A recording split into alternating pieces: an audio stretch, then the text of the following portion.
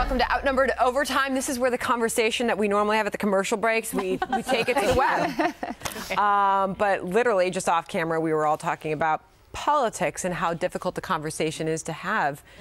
Wherever you are in your day, it is difficult. It's difficult times.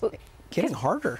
Yeah, people are so emotional about it right now. And you know, you have to be very careful. You have to tread carefully, I guess, and just be very sensitive to everyone, because you never quite know where anyone is coming out on things. And people take it, I think, Lisa, so personally.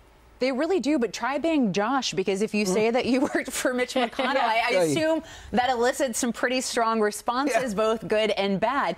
Same when I was working for the National Republican Congressional Committee. You tell people where you work, and it's either a conversation ender or it's like, oh, that's so cool, like, let's talk about that. Totally. So it's a quick way to, like, weed through people, or also potential dating as well. Because I know I think I should rethink this, like, credit card holder on the back of my phone, because that's an interesting one on the train. You're like, even in my ponytail and no makeup. But Josh Holmes is on the couch with us today, and good to have you back. It's so good to be here. How's your life these days? You know, it's interesting. It's just a fascinating time to be in D.C. because there's so many things that are different. And I think this president, if he's kept one clear promise, it's that he's going to do things very differently than has been done up to this point. Now, you can make your arguments about whether that's effective or not, but clearly we're approaching all of this in a different way. And so D.C. is an interesting time. Our politics is an interesting time. To your point about the discourse, though, I mean, we really do need to remove ourselves from questioning everybody's motives for things. You know, you can disagree. We all come from different parts of the country. We've got different things that are important to us and different goals that we want to accomplish. But you don't have to say, you know, this person is un-American, this person is, you know, whatever their motives may be. We're all kind of trying to get to the same place.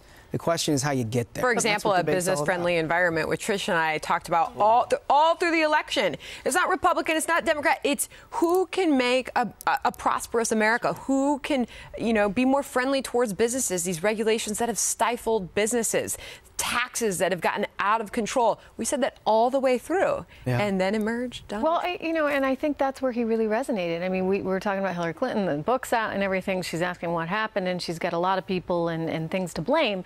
But the reality is it was the economy, right? I mean, it is the economy. And people typically, election after election, vote their pocketbooks, and they vote for the person that they think fundamentally can help them.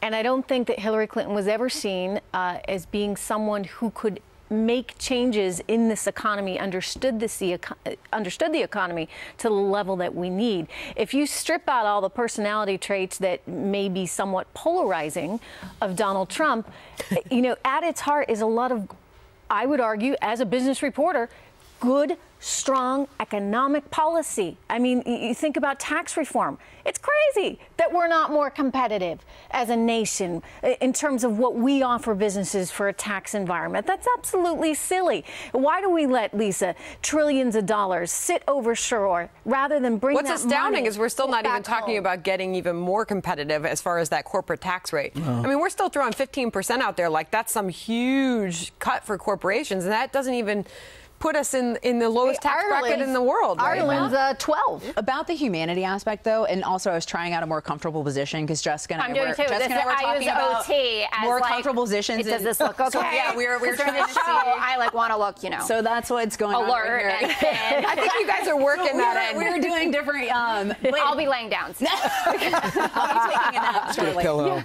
But you talk about humanity, but we see what's going on with Harvey and the relief, and even with Irma, and I think it sort of restores your faith in humanity. And you're like, okay, we've all thought, you know, the country's so broken, but it's really not. Like, when people need each other and when communities need each other, people pitch in, and it, you know, ideology is irrelevant. Totally, race but those is are irrelevant. Going back to a key theme of the election. Those people, the people that are out there, Trish's kids who wanted to go down to Houston to help out. Cute. I liked that on Instagram. It was totally adorable, and it was so American, and obviously great parenting there that they even thought that was something that should be. You're very welcome. But we're talking about real Americans, right? We're not talking about elites. We're not talking about people who are, you know, writing in the New York Times. Like the ones who criticized Melania Trump for walking to the plane in her heels. I was thinking, and I just said to you, I was in Dallas this last weekend for the first time, and I went to the JFK Museum, which was astoundingly powerful, and everyone should go. Jackie Kennedy wore heels too. It was a different time, and she looked great, and Melania looked great. I don't care. We have so many bigger fish to fry, and there's so many things that if you want to pick on, you know, you shouldn't pick on Melania or any of these things. But if you want to have a conversation about her saying, I want to go to this JFK museum. You have to go. Cool. And Dallas is also super fun. And I went to my first NFL game, the Cowboys-Giants game. First game? Yeah, ever. Oh my goodness. It was really exciting. What a trip. That's the most offensive thing you've ever said. Sorry, no, it was awesome. Can I just break some news here? I took Harris to her first Major League Baseball game. See? Wow. When I found out she had never been to a baseball game, I took her to a Yankees home opener. Good for you. And did she like it? oh my God! I'm like, actually, I didn't plan on staying the whole game, Harris. Like, she loved it. Yeah, I think she liked her. So it's like you didn't have a choice. Like my dad would always watch. He took me, you know, grew up going to hockey games, you know, watching football. I mean, that's what happens when my older brother would like turn our house into a sports arena.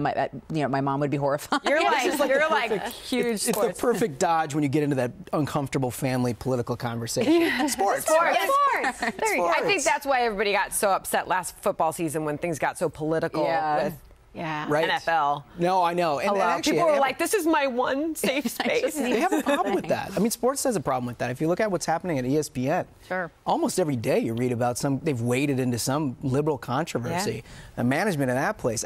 Keep politics out of sports. I mean, that's the last refuge I think generally we've got. People agree with that, and I know there's a lot of discussion around Lady Gaga choosing not to get political, right? She just went out there, which was, well, I actually thought it was the right choice, but there are a lot of people who thought that was actually a betrayal of who she has been. She's been so active. You know, I personally agree with entertainers, right? You know, and I put sports into that category too. If you're an athlete, you're effectively an entertainer, and you leave the political commentary to the political commentators.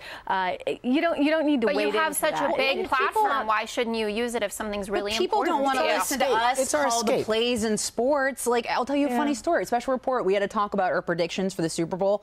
I got information from my older brother, and he had said that. What was it that one of the teams had played on like a turf field or something that would give them an advantage? But I guess it was because they were in a dome. They practiced on a turf field on a dome that gave them an advantage.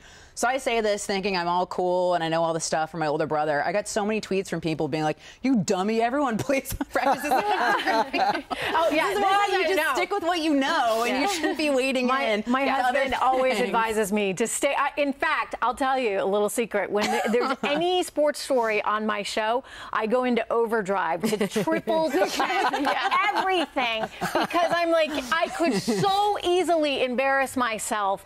You want to talk about the Fed? I got you from here to Sunday, but you know it's the only. We need to know our lane. You know? What's funny though is it's the only two professions where everyone who's a fan thinks they can do it. Right? Politics and sports. Nobody sits around and says the accountant, "Yeah, I can do that. No problem." Nobody says you can fly a plane. I didn't think I could do it, but I had no choice. That's why I went to older brother, and he gave me key points that I did not. I didn't relay them. No, he told me correctly. I relayed it wrong. I was incorrect, and I was very embarrassed by it because people notice things. Josh, by the way, what are your sports teams?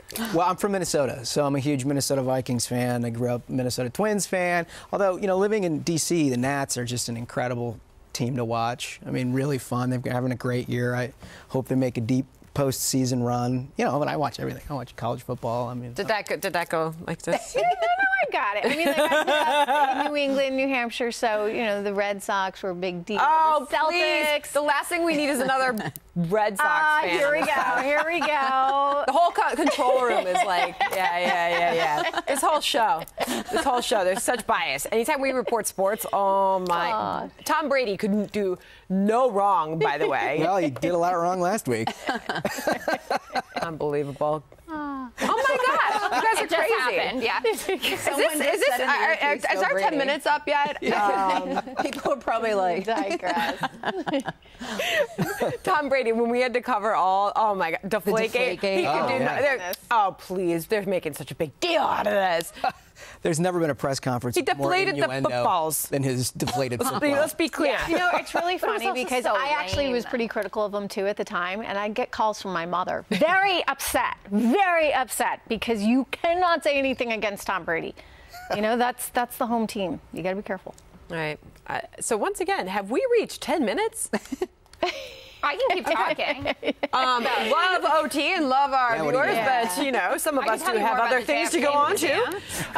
We've both got shows today. We both have shows at 2 o'clock. Live shows at 2 o'clock. Tune into those. Thank you to everybody for being here. Yeah. Thank you for having me. All right, we'll see you tomorrow live at noon.